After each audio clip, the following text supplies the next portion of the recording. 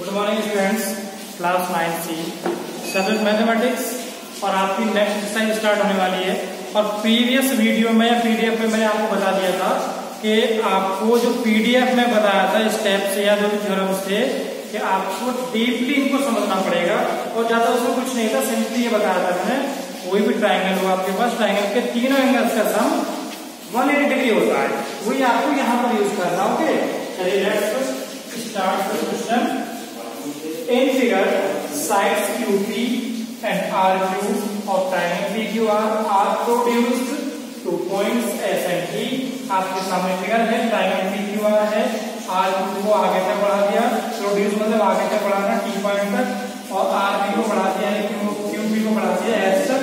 और उसने बोला कि एंगल SPR इक्वल 135 और एंगल आपके सामने है PQT इक्वल 110 और लास्ट में आपसे पूछा PRQ। अभी मैंने आपको शायद पिछली वीडियो में बताया होगा कि जो भी एंगल आपको फाइंड करना होगा, इन तीनों में से कौन सा एंगल फाइंड करना होगा, इन तीनों में से जो मिड में लिख रहा होगा, जो आपका बीच में हो, दैट मींस R फाइंड करना है, वो भी इसके अंदर वाला एंगल। चलिए बाय फिगर,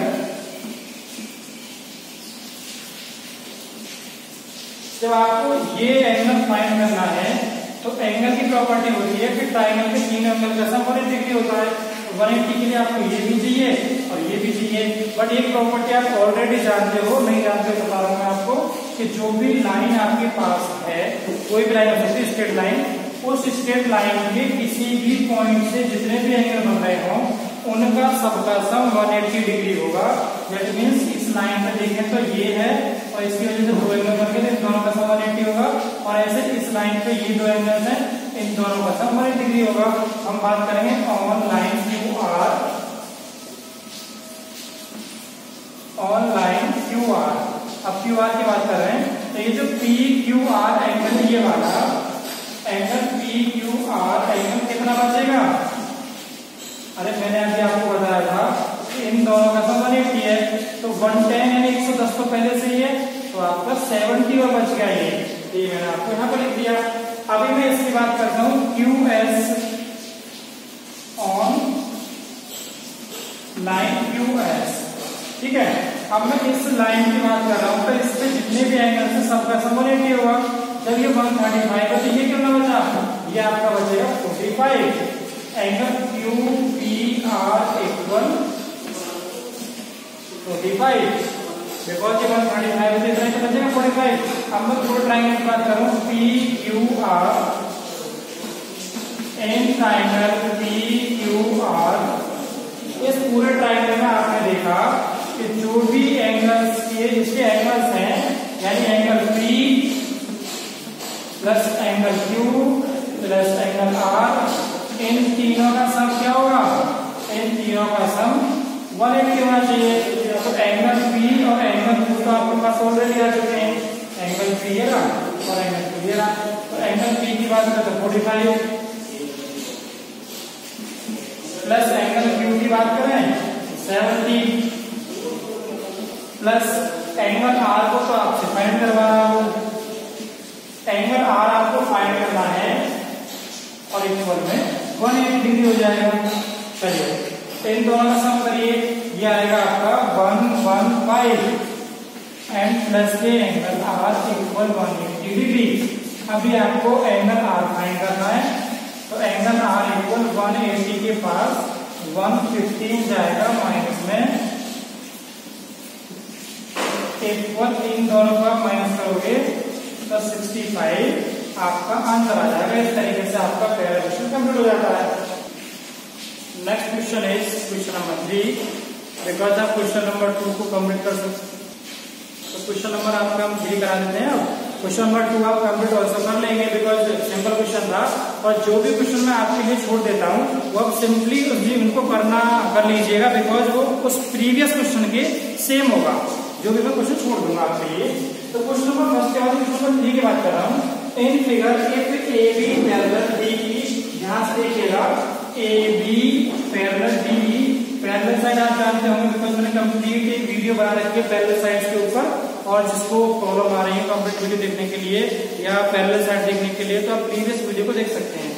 अब हमारे पास पास ए बी पैरेलल है DE के, angle BAC equal 35, BAC equal 35, CDE equal 53, CDE equal 53 and find करना आपको DCE। जब भी कभी हमें कोई एंगल फाइंड करना हो तो हम उस एंगल को पहले उस फिगर में देख लेते हैं तो कहां पर है। तो DCE दैट मींस आपको ये एंगल फाइंड करना है। अभी आपको ये एंगल फाइंड करना है तो इस ट्राइंगल के अकॉर्डिंग तो अभी हमें ये एंगल और चाहिए, बिकॉज तीनों एंगल का सम 180 हो जाएगा। 180 के लिए ये तो ऑलरेडी है, ये और चाहिए तो ये तो आपके पास आ ही जाएगा। चलिए बाई फिगर देख लेते हैं। बाई फिगर के अकॉर्डिंग देखें तो हमारे पास ए बी पैरेलल है DE के, AB पैरेलल DE। ओके, जब ये पैरेलल हैं तो आपको मैंने एक थ्योरम बता रखी है जो कि उसकी प्रॉपर्टीज भी है। किसी भी ट्राइंगल में पैरेलल लाइंस होती है, उसके लिए टू पैरेलल लाइंस के लिए अगर कोई हमारे पास टू पैरेलल लाइंस हैं और उसमें ट्रांसवर्सल लाइन क्रॉस कर रही है दोनों लाइनों को, तो उसमें जो अल्टरनेटिव एंगल्स होंगे वो इक्वल होते हैं। तो देखो 30, ये हमारे पास दो पैरेलल लाइन हो गई, ये ट्रांसवर्सल हो गई AE, और ये जो एंगल है और ये जो एंगल है दोनों क्या हो जाएंगे इक्वल, बिकॉज बाई प्रॉपर्टी कौन सी हो जाएगी इसमें, अल्टरनेटिव एंगल्स। तो लिखेंगे यहाँ पे बाई अल्टरनेटिव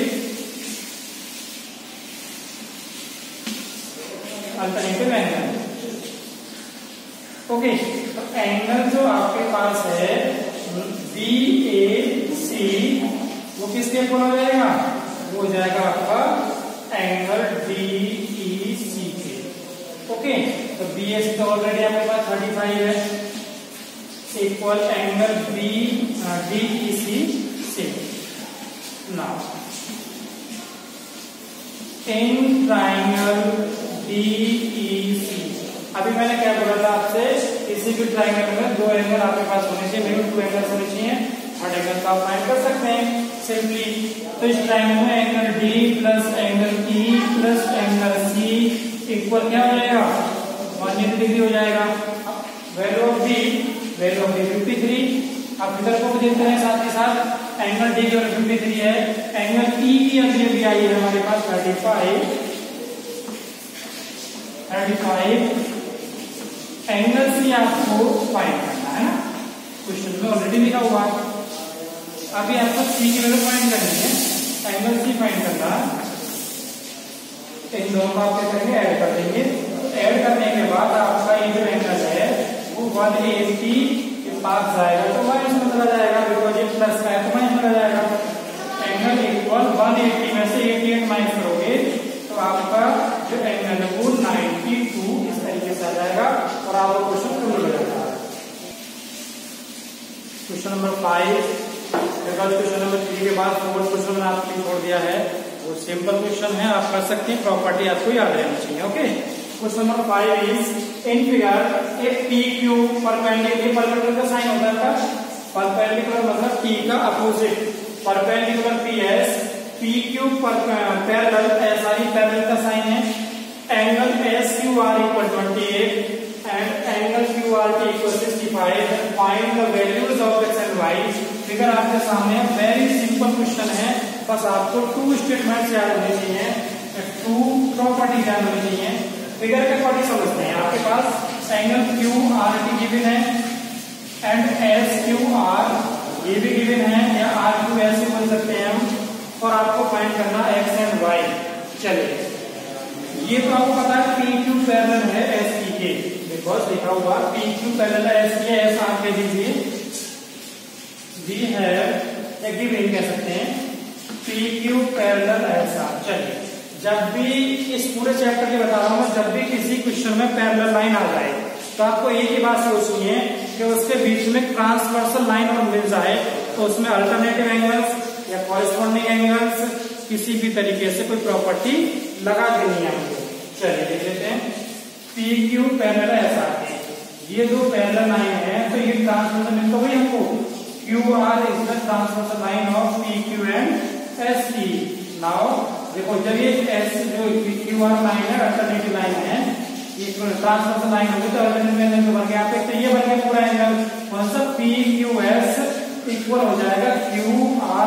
टी के जितना ये एंगल होगा इतना ही आपका ये एंगल हो जाएगा। ओके, बाय फिगर के अकॉर्डिंग बात करते हैं तो angle P Q R equal angle Q R T लीजिए alternative angles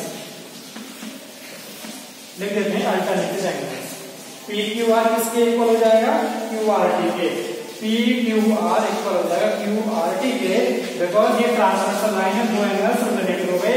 but P Q R जो एंगल है सिर्फ दो पार्ट हो रहे हैं, तो दोनों पार्ट को ऐड कर दीजिए ना आप, तो x + 28 लिखेंगे।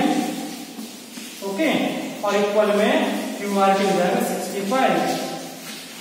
आप इसको ट्रांसफर करिए, जब ट्रांसफर करोगे तो आपका जो वैल्यू बचेगा वो बचेगा 37। अब उसके बाद अभी ऐसे आइए, सिर्फ अभी हमको y की ओर फाइंड करनी है।